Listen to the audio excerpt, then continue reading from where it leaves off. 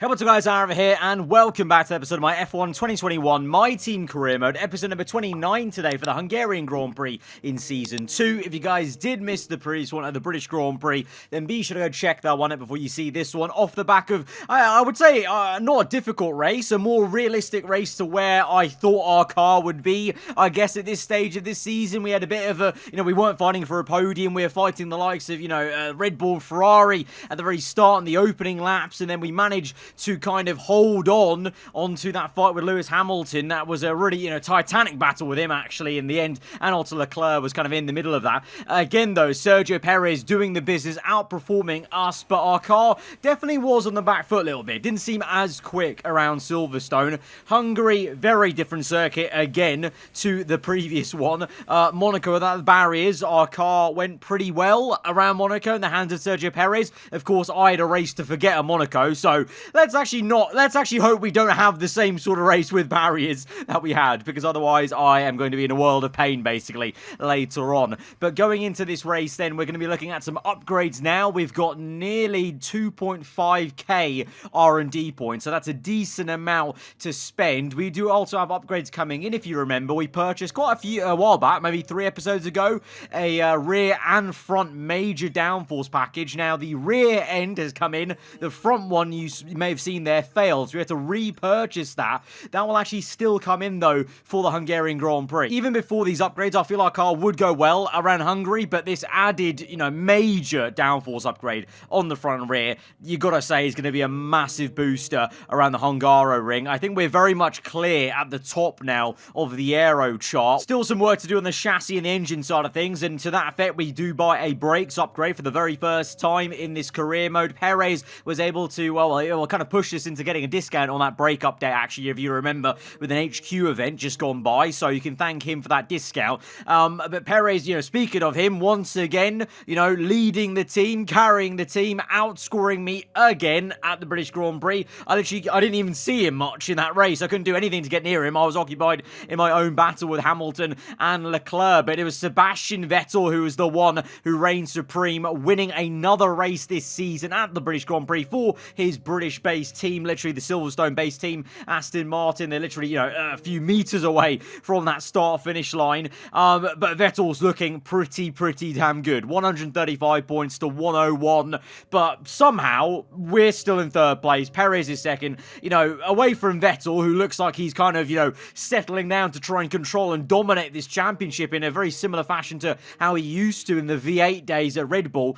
We are looking really good, and it's not really, I kind of feel like I've got imposter syndrome on behalf of the team, on behalf of Perez as well, because I just didn't really see this coming. I really didn't. I was really set on us having a tighter midfield battle and struggling a bit to attack any of the top teams this season, but Mercedes have been very poor in the last couple of episodes. Obviously, Bottas was looking good with the podium, but you can see the actual results across the season. There's been quite a fair few mediocre races for both Mercedes cars. Obviously, McLaren, Ricciardo started off with 2 wins in 3 races, but he's been so poor. McLaren have had 2 double DNFs in a row, obviously, just before the British Grand Prix. So, we've capitalized for sure on other people's misfortunes. And so, as a team, as a unit, we're there. We're in the fight. Whether Perez can maybe do anything to try and chase after Vettel remains to be seen, but he's been driving amazingly, unreal, and he should be expected, to be fair, because you can see he's 97 rated. He was actually 98, but you just saw before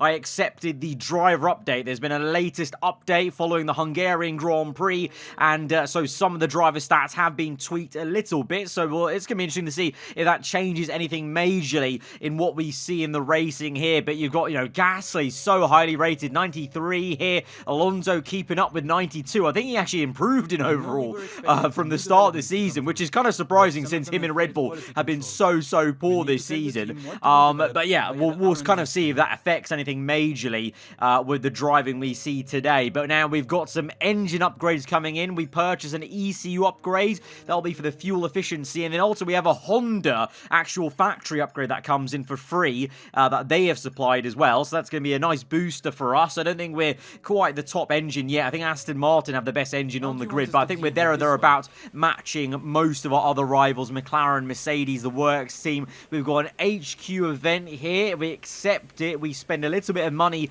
but we gain some extra resources resource points, decline it, and we do nothing. So it's kind of a no-brainer in this situation, basically, to accept this, spend a bit of cash, and kind of invest in the team. That was that dilemma. And so we've got just over 1,000 R&D, so we can actually go ahead and purchase another upgrade. We've got the fuel efficiency there. That's 700. That seems like to be the likeliest option to go for. That'll come in after the Hungarian Grand Prix, just ahead of this summer break before the Belgium GP. So we're going to go ahead and purchase that. So that's going to help us even more to lower the fuel down at the start of the Grand Prix. It's not been much of an issue ever since the early part of Season 1, but it's still nice to have, nice to know that we can go even lower on the fuel maybe at the start of the Grand Prix. But heading into then the race weekend, we can look at the updated R&D graph, and you can see we've made further gains. Obviously, 2 major air upgrades and then the fuel efficiency as well, so that gets us even closer. So now more than ever am I believing that we could genuinely fight for the Constructors' title here,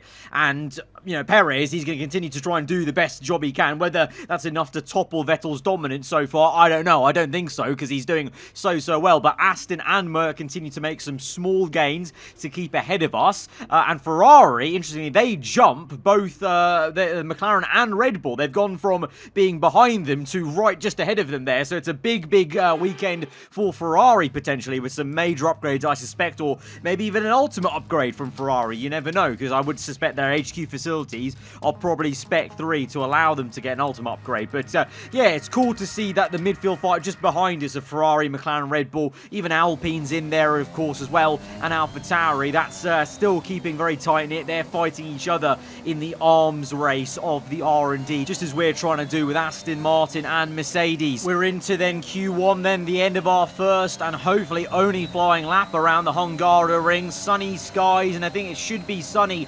for the race tomorrow, but there is rain on the way, maybe, for the end of this Saturday. So going to watch out for that and maybe go early on some of these flying laps. But it's not a great lap time for me there, but that's to be expected in Q1. But Perez, he's, 6 tenths off in P6, so there's quite a kind of spread, it would seem, in this first part of qualifying there. We've got a couple of tenths to find, just a couple of 5 or 6 tenths once again. It's nothing new, really. Sergio Perez, once again, looking like the most comfortable man in this car. He is, carrying the team, leading the team forward, and I honestly, at this stage, I have nothing to answer right now. I'm trying my best, but, he is looking rapid. I've really never seen an AI teammate like this be so much quicker than me consistently and never drop the ball. Like, I'm just waiting for a race where we can get a load of points on him, but it's just not coming, is it? And, I guess for you guys, it's a very weird sight as well, because, the whole, on the channel, there's not really been an F1 game I'm trying to find in my memory bank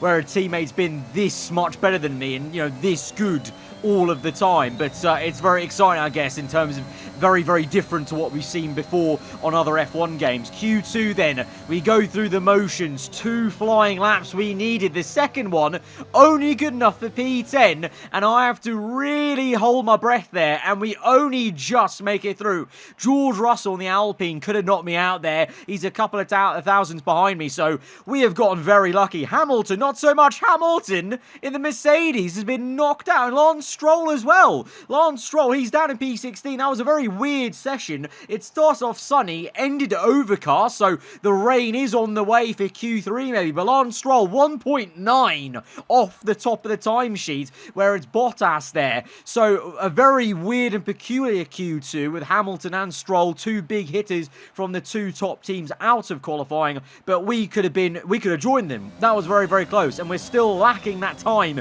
versus Sergio Perez. We didn't really gain too much on him in terms of, we're still the same distance of time away from him in Q2 to Q1. So unfortunately, that plan of going a little bit quicker in Q2 and then eventually Q3 maybe not working out. But here we are then in the top 10 shootout in Q3, and the rain is starting to fall. I went out straight away. Literally, as soon as we loaded in to Q3, I clicked flying lap, went out straight away, because I reckon if we can just about survive the lap, get a lap time in, it may still be quicker than on the intermediates. Even though it looks so wet out there, remember on this game, very weirdly and stupidly, it can look soak this wet and still be pretty good on the dry tyre. So across the line, and it's P2 there, 3/10 off Valtteri Bottas, but we're ahead of Verstappen, ahead of Ocon. I think Perez is still on his flying lap, and he goes 4th fastest. So we have out-qualified Perez right now, and of course it's raining now. It's only going to get wetter. So that may have been one of the best strategy calls ever there, to go out early, very early, as soon as we could in Q3, and it works out for us, because we go to the end of this session. Like I said, it continues to rain, gets even worse,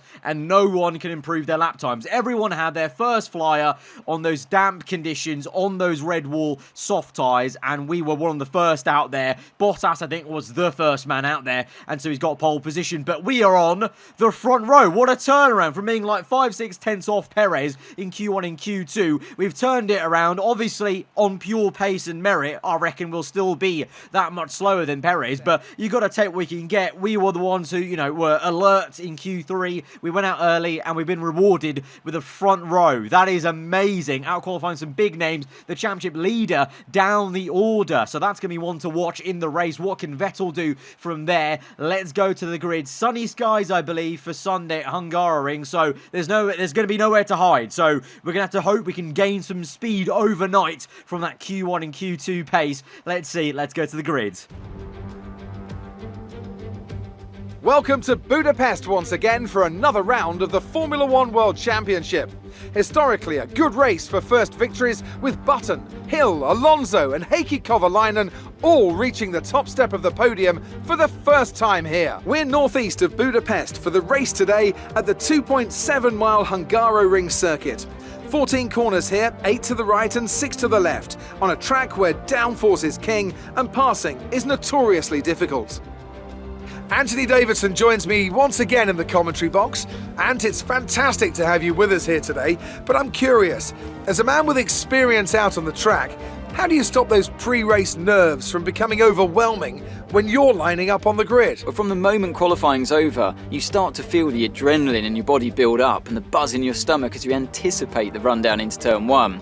It's all a bit like going into battle, and the unknown situation makes you nervous. Those pre-race nerves are a good thing. The day you don't have them means that you don't care anymore. And of course you have to make sure that all the procedures are second nature to you, so that they're not taking up too much of your capacity.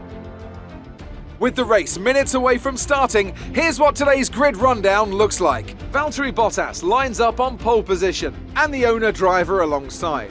Looking at the rest of today's grid, we have Verstappen, Perez, Esteban Ocon and Sainz, Vettel, Leclerc, Ricciardo and Lewis Hamilton, Fernando Alonso, Gasly, Yuki Tsunoda and Stroll, Norris, Giovinazzi, Mick Schumacher and Callum Ilott, Mazepin, Russell, they've taken a grid penalty, Joe and Nicholas Latifi. It's almost time for those 5 red lights to go out. Then let's see who can prevail today. So here we are on the front row of the grid. I've just had a thought, actually. Is this potentially the first time I've even ever been on the front row on this game? Like, you know, on pure, like, actual pace and not been elevated due to someone having a grid penalty ahead of me? I think so. I think it may be the first time I've been on the front row like this, just from where I qualified on the Saturday, which is pretty crazy. And obviously it's happened in some very unique circumstances. So let's try and make the most of it. The strategy, well, the first one looks pretty gopping, from softs to hard tyres for a very, very long time, or it's a 2-stop onto mediums. We're going to go with that because that hard tyre compound strategy looks, well, it just looks a little bit painful going that long on hards, but we're going to have to kind of play it by ear to see what everyone else is doing, because it's going to be, you know, very important to make sure we're not on a completely different strategy to everyone else, because this track is very difficult to overtake at, and if we're lacking pace, you know, if we are actually 5/10 slower than Perez, then doing one extra stop, if he does a 1-stop, is not going to help us. It's not going to help the team as well, in terms of both of us scoring well in this race. So we continue to try and press on the Constructors' Championship. So we'll kind of see how it goes, but for now, I'll have my eyes on the 2-stop. But let's just focus on the fact we're on the front row for, I think, the first time in a Grand Prix on merit here. And let's see if we can try and jump Valtteri Bottas into turn 1 and maybe lead this race off the exit. It's the final race before this summer break here in Season 2. as we go to 5 red lights. And the Hungarian Grand Prix from the front row of the grid. The lights are out and we're underway. Bottas a bit slow. We could get the jump on him, but look at Perez on the right-hand side. Sergio Perez comes through and he's going to try and make the double pass. It's 3 wide into turn 1. We're going to get pinched in on the left and the right. Rear end steps out. We just about managed to stay ahead of Bottas. Verstappen's there on the right. Bottas moving about, trying to make a move. The Dutchman goes round the outside. We're going to try and get the elbows out to maintain P2. But the man of the hour, the man of lap 1 is Sergio bloody Perez. What a start that was. He shot off like a rocket from the second row and he leads the Grand Prix. This man, I can't get rid of him. He's too good. He's just too good. He leads the way, but it's a 1-2. It's a 1-2 for our team on the opening lap, and we've got a long race to go. 35 laps in total, exactly. But Verstappen up into P3. The pole man is down to P4. And, well, the championship leader, he is down in P7. Big question marks of how far can Sebastian Vettel go? Will he get stuck in the traffic, or could he make a great comeback for his championship? Let's see, though, a replay. Look at this start. I'm sorry. That is one of the best starts I've seen an AI do ever. That is quite some getaway. Literally no wheel spin, and a great launch in the later gears, and then a big dive to the inside, and very clean overtake. Double overtake, I may add, and meanwhile behind, nice camera view there, watching me battling Verstappen. But yeah, wow, what a start for Perez, and he's up into first place, and he's already over 3 seconds ahead in the lead as we go on to the end of lap 3, on to 4, and instead of looking forwards, I'm looking backwards because Verstappen is looking like he's going to make an overtake here, with DRS available to him. He goes on the right-hand side, we squeeze him right to the pit wall, Schumacher-esque sort of defensive work there, being very, very harsh, but as harsh as we can be without going overboard. We keep it to the inside now for the next left-hand. He's going to pinch us in, but we're going to try and find the room to plant the power as early as we can down the crest, give him a bit of room at the inside to work with, but we're going to maintain the P2 for now. He comes chasing after, knocking on the door once again, lap number 5 again. This time though on the inside we are able to maintain track position, so we're just soaking up that pressure right now from Verstappen, and we're now here on lap number 6. Now this is technically my lap to pit. You know, my engineer wanted me to pit, but we continue on because no one else has come in. And I'm just wondering if I think everyone is potentially doing this one stop. Perez is now in lap 8. I'm not going to lie, I wanted to come in on this lap, but he's the lead car. He's got the first call, so he comes in along with Verstappen, Ricardo, Vettel. So, yeah, everyone's coming in on this lap. So a bit unfortunate that I have to play second fiddle, but that's how it goes when you are the second car on the road. So we come in lap number 9 then. So we've stretched these softs quite a fair margin, but we're going to go on to, I can't believe I'm saying it, a white wall of hard tyres. We're actually going to do that horrendous one stop, that horrendous looking one stop. It's not going to be that horrendous though, because honestly, with everyone doing that, this is the way to go. We would have been massively caught out and had our pants pulled down if we tried the 2-stop. My pace was not there on the soft compound. I'm hoping we have a bit of better pace on the hard tyre. Let's see where we are. Despite going one lap longer on those very worn soft tyres, we actually maintain track position against Verstappen. Leclerc has gained a lot of time there. He's on the mediums though. He's on a 2-stop and he's ahead of Ricardo and Vettel. Interesting. So let's see what the Ferrari can do with those upgrades they had this weekend. But my word. We nearly stack it right out the pit lane there on the outlap. Massive opposite lock, so clearly getting to grips with these cold tyres. Let's hope these tyres come to me and they can be a little bit better than the softs were. I mean, they're definitely now feeling a lot better than Russell up ahead on mediums. He started on that tyre and we're almost pushing him through the final corner, a place where I'm actually losing time mostly to the AI, but we're gaining a little bit there on Russell. And in a straight line, DRS available to us. We're deploying ERS all the way down this straight. He goes defensive to the inside. We go for the outside move, but oh, Russell turns into us.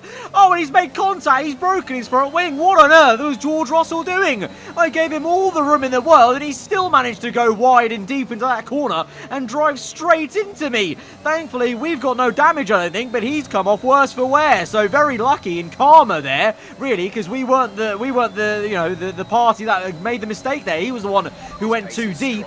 and he's got some damage, but we are now looking to make a move on Yuki Tsunoda on the inside. Easy does it with DRS aided. It's a very easy pass in the end, and whilst doing that, we're apparently a master of the Hungarian Grand Prix track. I don't know, I think whatever the pop-up is on the heads-up display is glitched a little bit, so it's stuck with us for the rest of the Grand Prix, so hopefully it's going to will us on to be a master around the Hungaroring as we set the personal best lap time, and we're looking better and better on this white wall of tyres. And Hamilton comes out the pit lane then. He was on a set of mediums. Remember, he was knocked out in Q2, so he was on mediums this whole time, and he's managed to jump everyone I was fighting. So fair play to Hamilton. Great recovery from being knocked out in Q2. He's now fighting us for P2, and you can see we're making some mistakes, getting on too many curbs now. On lap 21, it's another curb on the left-hand side, and we skate across it. Hamilton with a dive bomb on the inside. He's pushed us wide off circuit. He's forced us wide. He dived down the inside. I saw it coming, and if I didn't take avoiding action there would have been definitely a collision and a crash of sorts. So instead we had to take avoiding action and dip a tyre into the gravel. Here's a replay. You can see how much I got on the curb. Didn't help me, but look at this dive bomb. It's so erratic, and how deep does Hamilton go? Hamilton literally went to the white line on the left-hand side of the circuit, i.e. if I kept my foot in, I would have been on that side of the line, probably banging tyres with him, going over the sausage curbs, maybe breaking a bit of my floor. So we had to take some avoiding action into the gravel trap momentarily to avoid that incident with Hamilton. So the Titanic battle from Silverstone continues and spills over into this Grand Prix, but it's boiling over a little bit there. That was a bit too close for comfort, in my opinion, with Hamilton. But let's see if we can try and get past him now, driving with a little bit of anger now, I got to admit, after being kind of forced off a little bit. So now I've got the grip between my teeth to make the move. DRS open, Hamilton squeezes to the inside, but we want that inside place, but we've locked the rears. The rear's locked up, and the rear end steps out, and we've made a complete hash of it. And Hamilton maintains the P2. That is not what we need. The rear end just stepped out so much under braking. This time we're adjusting the front brake bias to give us a bit more front, a little bit less rear, so hopefully the rear end doesn't lock up. We go into turn one on the outside this time. Hamilton jockeys for position, but we've got the DRS to aid us, the second bite of the cherry, with the drag reduction system on the inside now, down the crest, try and get the power down as early as we dare, as we go side by side, and we just about make the move and get back up into P2. But this battle will just continue on as we go on to lap 28. Hamilton once again is looking to overtake us, this time with the great exit off turn one. We're now neck and neck as we go through the left into the right. He's a little bit more alongside us. We have to give him way more room than we did the last move, and now it's a drag race to the blind left-hander. Hamilton round the outside. What a move, but he's gone too deep. We got the place back. Hamilton on the outside. Oh, Hamilton spun. Hamilton's been spun round on our side pod and the tyre. And we've come together in the most controversial way we could have. It was all boiling up to that point. We had the previous incident, the chicane, but the FIA have given me nothing. They think that's a racing incident. We'll look back at a replay, what actually happened, because it was kind of unclear from my POV what actually happened. But Hamilton is round, and he's down the position. So here we go. He first of all made a great move, but then too deep. Then he goes on the left-hand side, and then, oh, that's a very weird spin. That is a very weird spin. He basically just kind of gets spun by his own momentum and kind of hitting my rotating left tyre and the side pod on the left-hand side there. So that really is a racing incident, because I wasn't really doing anything actively to make him spin. I was just taking my racing line, a bit of a wayward rear end, but you know, nothing about it. Hamilton was the kind of active one trying to make a move, darting, you know, right to left, and yeah, he's just spun himself out really on my left-hand side tyre. It's a shame for him, but it's kind of good news for us. Puts the pressure off us from Hamilton, but there's still some quick cars behind us. But you know, then that great race-long battle then with Hamilton from the last episode to this one has finally boiled over, unfortunately, and that's a little bit sticky. But you know, we can't do much about it. The FIA have given us nothing there, so it's a racing incident as far as they're concerned, and we continue on as we move on into the next lap. It's not going to be plain sailing for the rest of this race. It's been a while since we've had a car issue,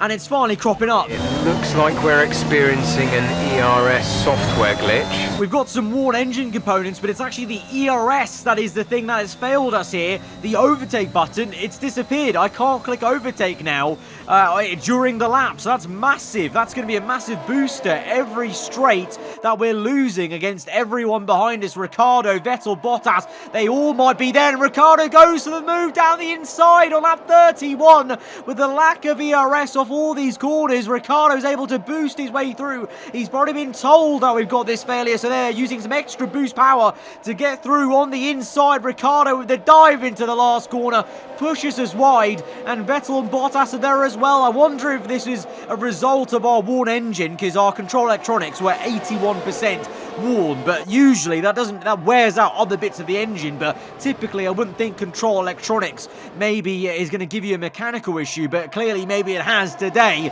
And so we're a sitting duck on that main straight, because Bottas and Vettel, not only did they have DRS, they actually had an ERS battery to use, unlike myself. And so eventually the ERS will come back on lap 32. We've got the overtake button back, so it's a temporary issue, just like obviously in Baku, if you remember, when the ERS got stuck open and it was deploying all the time. This was basically the opposite of that, and that went away after a lap or two. It's gone away now, and so we've got 3 laps to go, including this one, to maybe try and make a move and re-overtake Bottas. I don't know if we can get Vettel or Ricciardo, but could we try and get at least P4 and recover one more position in this Grand Prix? We're looking quick now. Purple first sector, but yellow flags up ahead, and Vettel's gone slow. Vettel with an engine failure. The Aston Martin goes up in smokes. The championship leader.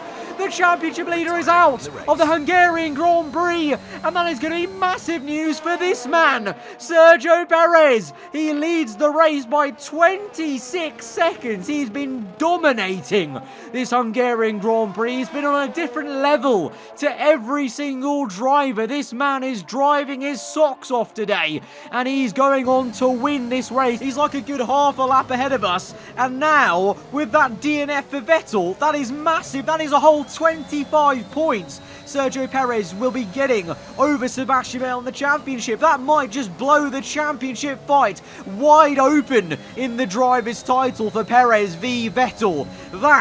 That is amazing. That has changed everything in that championship. Meanwhile, we're trying to do our best to re-overtake Valtteri Bottas. 1 free position we've gained from Vettel's DNF, so we could go for a podium, but a mistake there up the hill in the same place we made that mistake versus Hamilton, and that's maybe shot our chances. The tyre wear is maybe kicking a little bit now. We've been on this tyres for a long time, and so I think we are going to have to give up on that position, and we're going to be off the podium. But Sergio Perez celebrates another win for our team and another win in Season 2. He wins the Hungarian Grand Prix in some fashion with that electric start on lap 1 off the 5 red lights, and then he simply never looked back as soon as he got into the lead of this race. What a dominant win by the Mexican. That is scary. That is very scary. We go into the summer break, and we're going to need it. We're going to need this summer break in this Season 2, because I need to recompose, recollect, because right now Perez is the lead man in the team. He is carrying the team, and I've got no answer for him at all. A nearly flawless performance here then, and a commanding victory. Tell me, Ant, how do you think they were able to deliver such an incredible result today?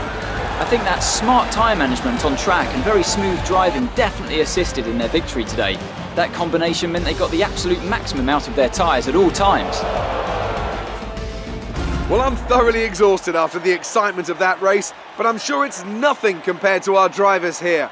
They've worked hard to make it up there, and it's great to see them make their way out onto the podium. I can't believe it. Another win for Sergio Perez. Another win for our team. And we get to see our overalls up there on the top step once again.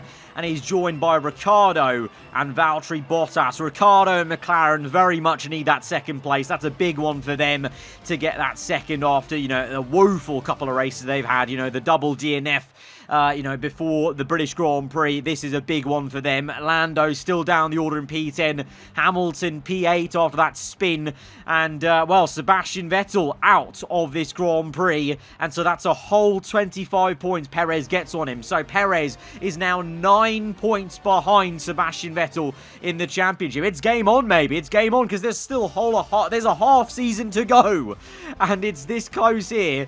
I think Perez is genuinely in this title fight. We're a number 2 driver here. We're supporting our teammate in a title fight. When has this ever happened on this channel? This is honestly maybe the first time ever you're seeing on this channel that my AI teammate is this quick and this consistently just slapping me up in races and doing so well. Constructors wise, with that really good double top 4 finish, we are now leading the Constructors Championship because obviously Stroll scored some points, but Vettel with 0 points to his name. We're 4 points ahead of Aston Martin, so we lead the Constructors.